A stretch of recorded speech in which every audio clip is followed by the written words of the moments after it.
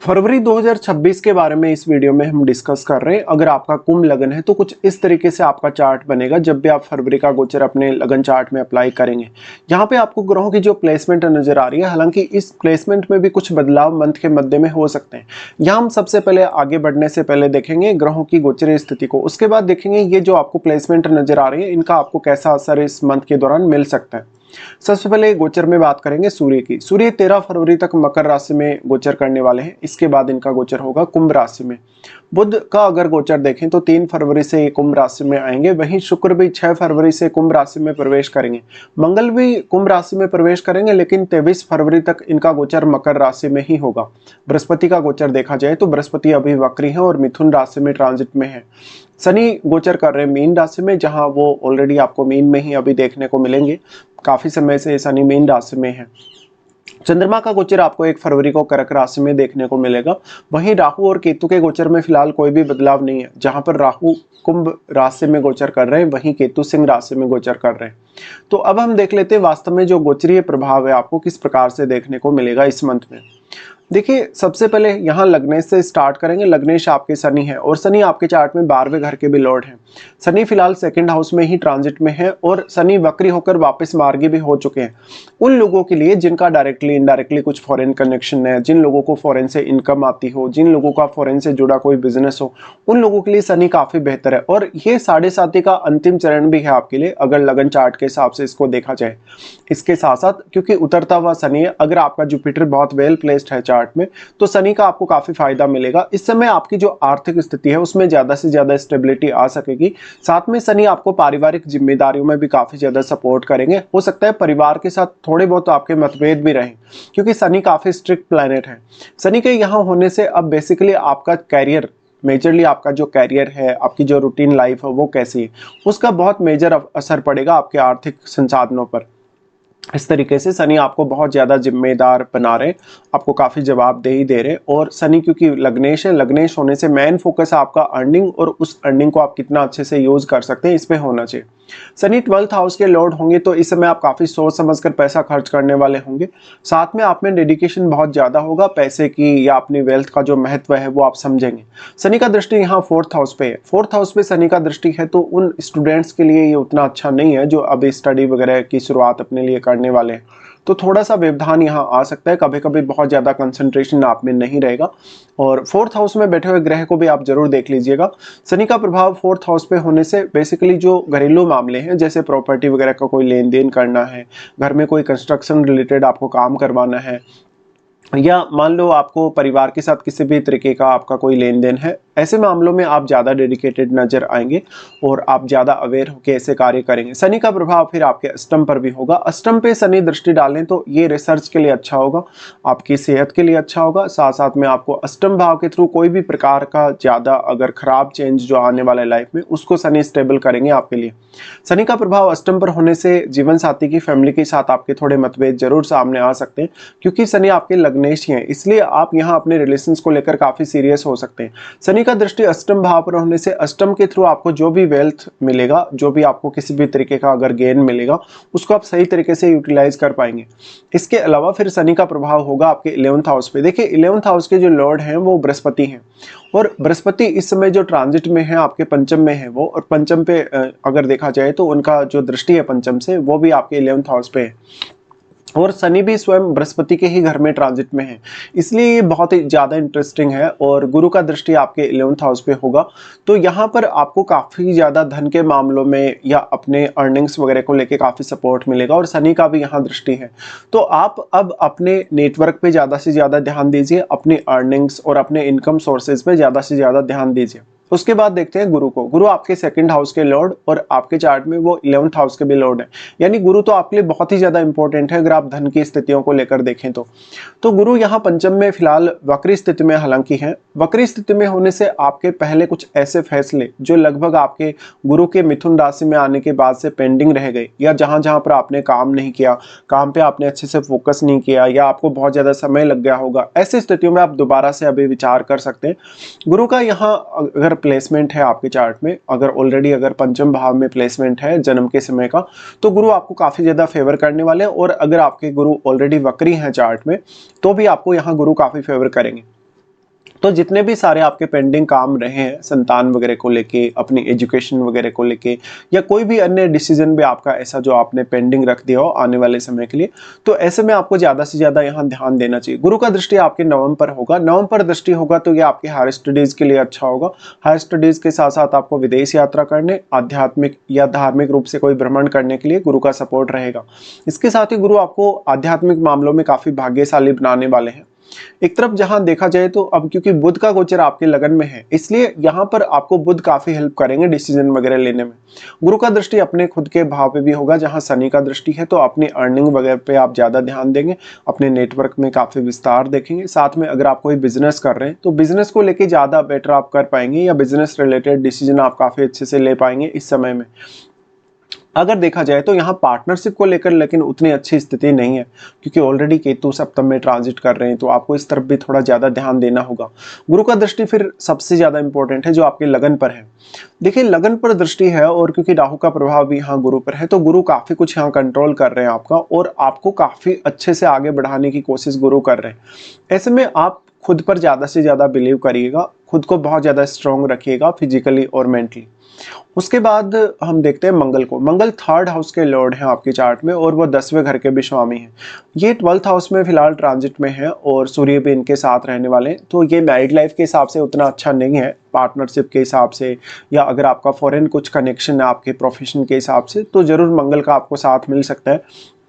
लेकिन आपके पारिवारिक रिश्तों को लेके, आपके जीवन साथी के साथ रिश्तों को लेके उतनी फेवरेबल स्थिति नहीं है मंगल की। मंगल यहाँ क्योंकि उच्च की स्थिति में है, तो जीवन साथी के साथ कभी कभी विवाद या झगड़े देखने को मिल सकते हैं। अगर आपका मैरिज में ऑलरेडी कोई प्रॉब्लम चल रहा है, जैसे आपको मान लो अगर सप्तम में शनि बैठे हों, राहु केतु जैसे प्लेनेट बैठे हों, तो आपको और भी ज्यादा यहाँ ध्यान देना होगा। यहाँ पे 12th हाउस में जो भी प्लेनेट आपका जन्म के समय का बैठा है, उस प्लेनेट पे ज्यादा से ज्यादा ध्यान दीजिए, क्योंकि उसको भी सूर्य और मंगल दोनों ही प्रभावित कर रहे हैं। अब मंगल क्योंकि आपके चार्ट में 10th लॉर्ड है, 10th लॉर्ड और 3rd लॉर्ड होने की वजह से आपके कैरियर के लिए जो भी आप इस समय हार्डवर्क कर रहे हैं, जो भी आप मेहनत कर रहे हैं अपने कैरियर के लिए, वो आपके लिए ज्यादा इंपॉर्टेंट हो जाती है। मंगल का अगर यहाँ से देखा जाएगा तो इनका जो प्रभाव है आपके 3rd हाउस पे है। ऐसे में मंगल आपको काफी आक्रामकता देते हैं, आपको ज्यादा से ज्यादा साहसिक तौर पे निर्णय लेने के लिए प्रेरित करते हैं। आपको साहस देने के साथ साथ मंगल काफी एक्टिव भी रखेंगे। किसी भी प्रकार का आपको कोई भी निर्णय लेना हो, किसी भी प्रकार का आपको कोई एनर्जेटिक कार्य करना हो, ऐसे में मंगल का सपोर्ट आपको रहेगा। मंगल अब 12th हाउस में होने से ये उन लोगों के लिए भी ज्यादा बेहतर हो सकता है जिनका नाइट वगैरह में ड्यूटी वगैरह लगता है कहीं, या जिनको नाइट में भी काफी ज्यादा काम करना रहता है। मंगल का दृष्टि 3rd हाउस पे होने से आप कितने ज्यादा किसी काम के प्रति डेडिकेटेड हैं, कितने ज्यादा उत्साहित हैं, कितने ज्यादा कहीं ना कहीं आप फोकस कर पा रहे हैं किसी भी पर्टिकुलर काम पे, साथ साथ में आपका कम्युनिकेशन भी काफी बेटर होगा। और मंगल यहाँ आपको काफी ज्यादा कोशिश कर रहे हैं बचाने का। सूर्य का दृष्टि उसके बाद होगा आपके 6th हाउस पे। 6th हाउस पे दृष्टि होना उतना ज्यादा फेवर नहीं करेगा। यहाँ आपको कार्य में उतार चढ़ाव काफी देखने को मिलेंगे, और डेली लाइफ और डेली रूटीन को लेकर आप थोड़े परेशान रहेंगे। साथ में अपने बॉस या अपने कलीग के साथ भी आपका रिलेशन काफी बिगड़ सकता है। मंगल का दृष्टि फिर आपके 7वें भाव पे होगा, जहां वो केतु पर ही अपना दृष्टि डाल रहे हैं। देखिए केतु पर जब जब भी मंगल का दृष्टि पड़ता है तो काफी विस्फोटक स्थिति बनती है, तो जीवन साथी के स्वास्थ्य के लिए आपको ध्यान रखना होगा, जीवन साथी के साथ रिलेशनशिप को लेकर भी। इसके साथ ही मान लो आप कोई नई पार्टनरशिप करना चाहते हैं इस समय में, तो आप अवॉइड ही करें। उसके बाद शुक्र को देखते हैं। शुक्र आपके 4th लॉर्ड है चार्ट में, और वो 9वें घर के भी स्वामी। शुक्र का गोचर आपके लगन में ही है। देखिए राहु और बुध के साथ यहाँ शुक्र रहने वाले हैं, बाद में यहाँ सूर्य भी गोचर में आ जाएंगे। तो शुक्र का यहाँ ट्रांजिट आपके लिए इंडिविजुअली बहुत ही ज्यादा अच्छा है। आपको घरेलू मामलों में या आध्यात्मिक या धार्मिक मामलों में दोनों ही तरीके से यहाँ शुक्र और राहु दोनों सपोर्ट कर रहे हैं। एक तरफ देखा जाए तो यहाँ क्योंकि जो आपका गुरु है, गुरु का दृष्टि भी है लगन पर, ऐसे में शुक्र 4th लॉर्ड होने की वजह से आप काफी आध्यात्मिक भी बन पाएंगे और काफी ज्यादा धन, लग्जरी और ऐशो आराम के साथ भी इस समय जीवन बिता पाएंगे। लेकिन क्योंकि इधर जो शनि है आपका 2nd हाउस में, वो आपको खर्चे करने से थोड़ा रोक रहा है। ऐसे में इंडिविजुअली तो आप काफी ज्यादा खर्चे कर सकते हैं, लेकिन आप दूसरे लोगों के लिए, फैमिली के किसी व्यक्ति के लिए अगर आप खर्चा कर रहे हैं तो आप थोड़ा सा यहाँ पे झिझकेंगे, या हो सकता है थोड़ा सा आप परेशान से हो जाएंगे। शुक्र आपके चार्ट में 9वें घर के स्वामी होने और 4th लॉर्ड होने की वजह से आपको विदेश यात्रा में भी सपोर्ट करेगा और अपने घरेलू मामलों में भी। लेकिन शुक्र की ये स्थिति आपके रिश्तों को लेकर उतनी अच्छी नहीं है। आपको मैरिड लाइफ में समस्याएं आ सकती हैं, आपका किसी से कोई फ्रेंडशिप है, किसी से कोई अफेयर वगैरह चल रहा है, उसमें आपको दिक्कत आ सकती है। साथ में यहाँ पर शुक्र का जो प्रभाव होगा, हालांकि सप्तम पर इनका प्रभाव अवश्य होगा, लेकिन सप्तम में ऑलरेडी आपके केतु ट्रांजिट में है। तो आपको यहाँ सबसे ज़्यादा ध्यान ये देना होगा कि यहाँ जितना भी एनर्जी सप्तम भाव में आ रहा है, वो सारा का सारा एनर्जी केतु अपने में समाहित कर रहे हैं। इसलिए यहाँ आपको कोई ज़्यादा एक्सपेक्टेशन सप्तम भाव से नहीं रखनी चाहिए। उसके बाद देखते हैं बुध को। बुध आपके पंचमेश और आपके चार्ट में वो अष्टमेश है। देखिए बुध आपके लिए काफी एक इंपॉर्टेंट प्लैनेट होंगे इस ट्रांजिट में, क्योंकि एक तरफ जहां वो राहु के साथ भी युति कर रहे हैं, दूसरी तरफ वो आपके पंचमेश है, जहाँ पंचम में आपके गुरु ट्रांजिट में होंगे। ऐसे में आपके डिसीजन लेने, सोचने, विचार करने, कोई भी एनालिसिस करने पर यहाँ बुध का जो प्रभाव है काफी स्ट्रांगली पड़ेगा। तो मार्केटिंग में आप अच्छा कर सकते हैं, आप क्रिएटिविटी के फील्ड में अच्छा कर सकते हैं, साथ में आप कोई रिसर्च वगैरह में है, अष्टम भाव से रिलेटेड किसी भी कार्य में आपका इन्वॉल्वमेंट है, तो भी आप काफ़ी अच्छा कर सकते हैं। अब बुध जब जब भी राहु के साथ कंजक्शन में आती है तो बिजनेस बढ़ता है, और साथ साथ में व्यक्ति का जो पर्सनैलिटी है, व्यक्ति का जो वाणी है, उसका जो टैलेंट है, बुद्धिमत्ता, उसका प्रभाव भी दूसरों पर बहुत ज़्यादा बढ़ता है। तो इस हिसाब से आप बुध के लिए प्लान कर सकते हैं। अब क्योंकि बुध पंचमेश और अष्टमेश दोनों ही है, इसलिए आपकी एजुकेशन को भी बुध यहाँ काफी प्रभावित करेगा। ज्यादातर मामलों में बुध आपके लिए सपोर्टिव होगा, बट आप अपने चार्ट में देखिए बुध की जो प्लेसमेंट है आपके चार्ट में आपके जन्म के समय की, वो कितनी ज्यादा आपके लिए फेवरेबल है। उसके बाद देखते हैं चंद्रमा को। चंद्रमा आपके चार्ट में छठे घर के स्वामी है, और छठे घर में ही फिलहाल में आपको वो ट्रांजिट में दिखेंगे स्टार्टिंग में। तो छठे घर में हालांकि अब सूर्य और मंगल दोनों का ही दृष्टि है, तो आप थोड़े परेशान से रहेंगे स्टार्टिंग के 2 दिन के लिए। बाद में चंद्रमा आ रहे हैं सप्तम भाव में। सप्तम भाव में चंद्रमा आने से आप कंफ्यूज होंगे डिसीजन वगैरह को लेने को लेकर। ऐसे में आपको जीवन साथी के साथ काफी मनमुटाव या विवाद देखने को मिल सकता है। चंद्रमा के यहाँ आने से आप काफी ज्यादा कंफ्यूजन में रहेंगे अपने कुछ रिश्तों को लेकर भी। साथ में थोड़ा पब्लिक डीलिंग में आपको समस्या आएगी, बहुत ज्यादा स्ट्रेस या एंग्जाइटी आप में डेवलप होगी। चंद्रमा उसके बाद अष्टम में जा रहे हैं, जहां पर वो आपको अचानक से कुछ धन का लाभ करवा सकते हैं। साथ में वो आपको आपकी जो इन लॉज की फैमिली है उसके साथ बेहतर कनेक्शन दे सकते हैं। उसके बाद चंद्रमा आ रहे हैं नवम में। नवम में चंद्रमा है तो यात्रा करने के लिए प्रेरित करेगा, अध्यात्म में या किसी भी तरीके से आपको धार्मिक मामलों में चंद्रमा ज्यादा से ज्यादा रुचि देंगे।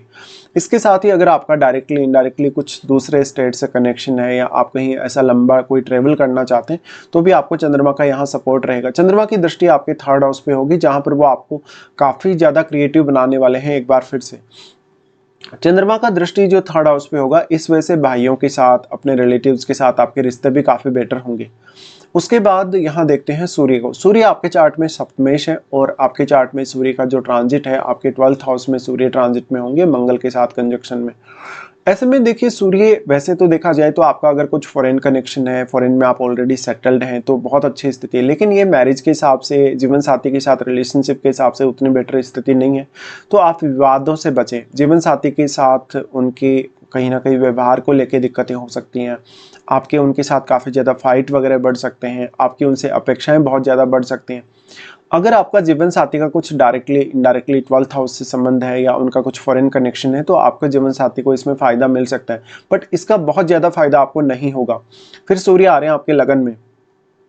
देखिए यहाँ से सूर्य जब लगन में आएंगे तो यहाँ आपको, क्योंकि वो राहु के साथ कंजक्शन में होंगे, तो आपकी क्रिएटिव स्किल्स के लिए काफ़ी अच्छा है, आपकी इमेजिनेशन और आपको काफ़ी ज़्यादा लीडरशिप की क्वालिटीज सूर्य देने वाले हैं।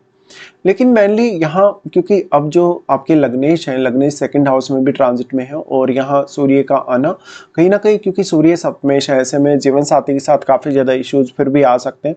तो अब अपना जो व्यवहार है आपको सुधारना होगा, और आपके बॉस, आपके कलीग वगैरह लोगों के साथ भी आपका जो व्यवहार है काफ़ी खराब हो सकता है इस समय में। तो इस हिसाब से आपको यहाँ सूर्य के लिए प्लान करना होगा। अब लगभग हम सभी ग्रहों के लिए यहाँ चर्चा कर चुके हैं, अब आगे बढ़ते हैं और बात करते हैं कौन कौन से अच्छे दिन आपके लिए इस मंथ में होंगे, कौन कौन से कुछ खराब दिन भी आपके लिए इस मंथ में आने वाले हैं। सबसे पहले अच्छे दिनों की बात करें तो आपके लिए 7 से 9 तारीख तक, 12 से 14 तारीख तक और 23 से 25 तारीख तक ये दिन काफ़ी बेटर होंगे। अगर मान लो कोई भी ऐसा काम है आपका जो नहीं बन पा रहा, जिसमें आपको बार बार व्यवधान आ रहा है, कोई भी प्रकार की आपको अन्य समस्या आ रही, तो आप इन दिनों पर थोड़ा फोकस करके चल सकते हैं और उन कार्यों को इन दिनों में प्लान कर सकते हैं। इसके बाद देख लेते हैं कौन कौन से आपके लिए कुछ खराब दिन रहने वाले हैं। चंद्रमा का गोचर जब कर्क राशि में होगा तो 1 और 28 को ऐसी स्थिति बनेगी। ये समय आपके लिए काफ़ी स्ट्रेसफुल होगा। इस समय में आपका रूटीन लाइफ या फिर आपका जो डेली का काम है काफ़ी प्रभावित हो सकता है। रूटीन वगैरह को पूरा करने में आपको कुछ दिक्कतें भी आ सकती हैं। चंद्रमा का गोचर जब कन्या में होगा तो 5 और 6 को ये यहाँ पर आपके अष्टम में होंगे। अष्टम में होंगे तो यहाँ आपको काफ़ी स्ट्रेस और एंग्जाइटी का सामना करना पड़ेगा। यहाँ पर अचानक से आपको आर्थिक लाभ होने की संभावना जरूर बनेगी, और क्योंकि शनि का प्रभाव भी आपके अष्टम पर है, इसलिए बेसिकली आपका फैमिली रिलेटेड कार्यों को लेके कुछ व्यवधान आ सकता है, या कभी कभी आप बहुत ज़्यादा स्ट्रेस या एंग्जाइटी में हो सकते हैं अपने पैसे वगैरह की स्थिति को लेके। चंद्रमा का गोचर जब कैप्रिकॉर्न में होगा तो 15 और 16 को ये स्थिति बनेगी।